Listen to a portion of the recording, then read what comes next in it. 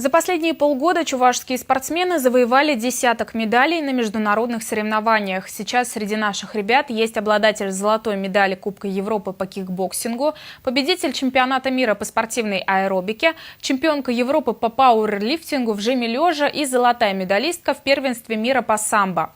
С успешным выступлением на международной арене накануне их поздравил исполняющий обязанности министра спорта Чувашии Михаил Богоратов. Эти спортсмены в общении с министром чувствуют себя уверенно. Каждый добился определенных высот. К примеру, Полина Петухова недавно приехала с золотой медалью с Кубка Европы по кикбоксингу. Рассказывает, соревнования проходили на полупрофессиональном уровне, взвешивали девушек всего один раз. И из-за этого борьба была еще сложнее.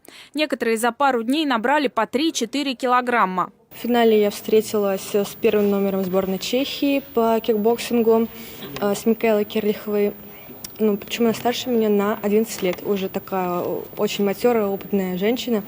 Была сложность с ней вести бой, чувствуется возраст, опыт все-таки, но взяла характером, молодостью, выиграла, собралась и выиграла. У чебоксарца Алексея Германова теперь титул чемпиона мира по спортивной аэробике. Однако не все представляют, сколько было вложено сил, чтобы добиться этого. Месяц-полтора сборов. В день мы тренируемся часов по 9 каждый день, без выходных. И довольно-таки тяжелые трудовые будни получаются.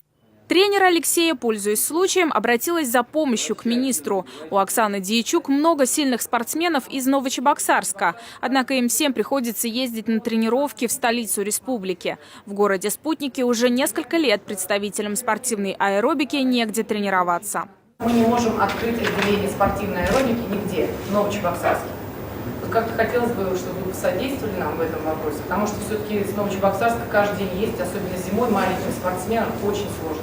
Михаил Богоратов взял вопрос на карандаш и обещал помочь. Следом посыпались вопросы и от других тренеров, которые высказали свое удивление по поводу того, что их спортсмены, несмотря на огромное количество медалей на международном уровне, не могут попасть в сборную страны и представлять Россию на Олимпийских играх.